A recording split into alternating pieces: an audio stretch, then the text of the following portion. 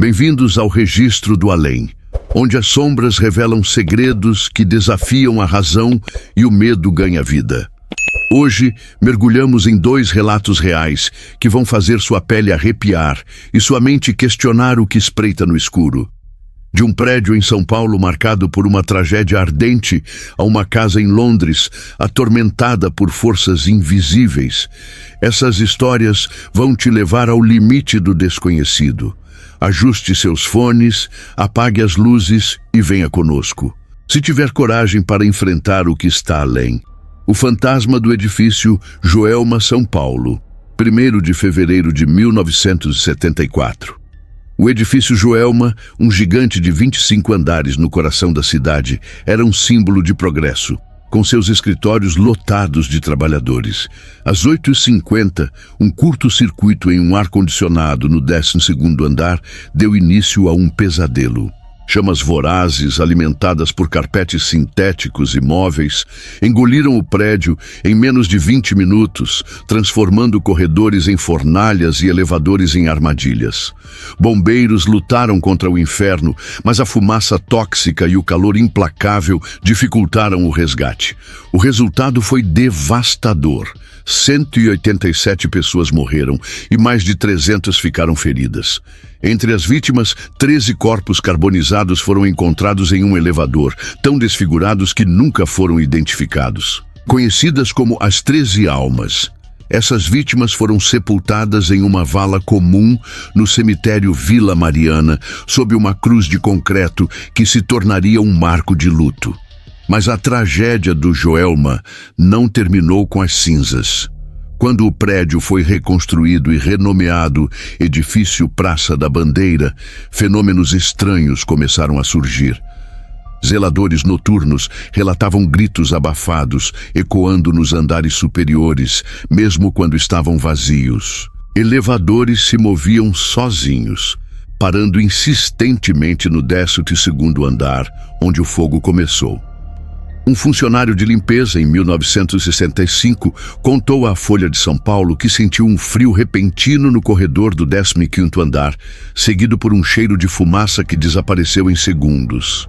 Ele nunca mais trabalhou à noite. Uma secretária, em 1976, viu uma figura carbonizada refletida em uma janela, com olhos brilhantes e mãos esticadas, como se implorasse por ajuda. A visão a fez abandonar o emprego no mesmo dia. No cemitério Vila Mariana, o túmulo das 13 almas tornou-se um foco de relatos perturbadores. Um coveiro, em 1980, afirmou ouvir sussurros vindos da cruz de concreto durante suas rondas noturnas, como se vozes implorassem por libertação. Uma moradora local, entrevistada pelo Jornal da Tarde em 1985, descreveu uma figura envolta em fumaça, parada diante da cruz à meia-noite, com silhuetas indistintas ao seu redor, como se um grupo de espectros estivesse preso ali. Ela correu, mas o cheiro de queimado a perseguiu por quarteirões. A lenda ganhou força com histórias de funcionários e moradores da região. Alguns acreditam que o terreno do Joelma já era amaldiçoado antes do incêndio.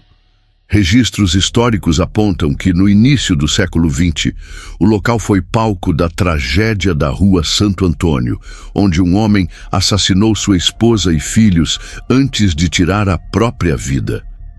Moradores da época relatavam luzes piscando e choros vindos da casa abandonada. Quando o Joelma foi construído, dizem que essas energias sombrias foram seladas no solo, despertadas pelo fogo de 1974. Em 1990, investigadores paranormais visitaram o prédio com gravadores e câmeras, captando um gemido prolongado no 12º andar e uma fotografia que mostrava uma mancha escura em forma de figura humana. Até hoje, seguranças evitam rondas noturnas sozinhos e motoristas que passam pelo edifício à noite relatam luzes piscando nas janelas altas, mesmo quando está vazio. O Joelma permanece como um lembrete de que algumas cicatrizes não pertencem apenas aos vivos. Você já sentiu uma energia pesada em um lugar marcado por tragédia? Já passou pelo edifício Praça da Bandeira ou por um cemitério que parecia vivo?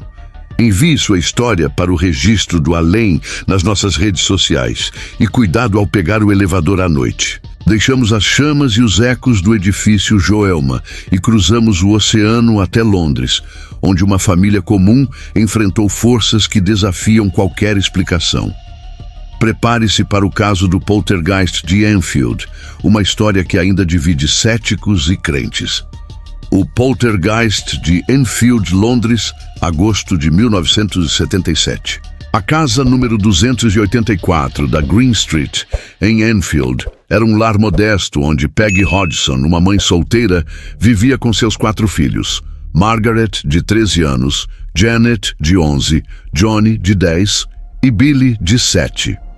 Tudo começou com batidas estranhas nas paredes, como se algo invisível quisesse ser ouvido. Móveis começaram a se mover sozinhos e brinquedos eram arremessados pelo chão sem motivo aparente.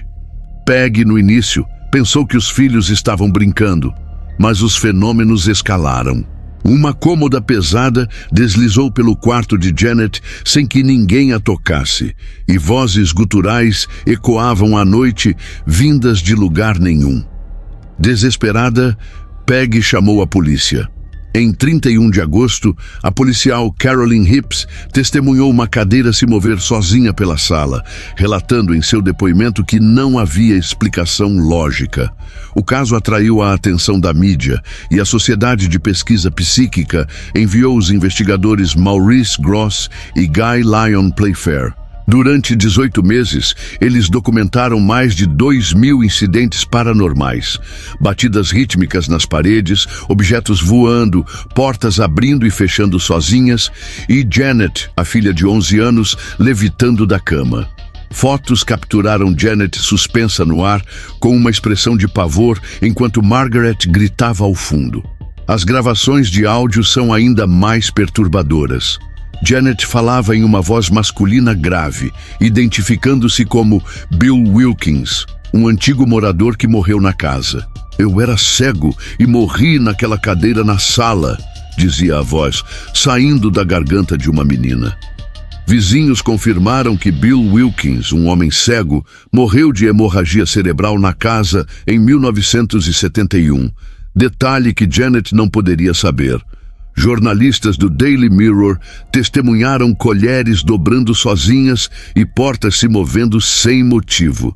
Uma foto icônica, tirada por Gross, mostra Janet flutuando horizontalmente acima da cama, com os olhos arregalados. Os fenômenos incluíam objetos pegando fogo espontaneamente e marcas de arranhões aparecendo nas paredes.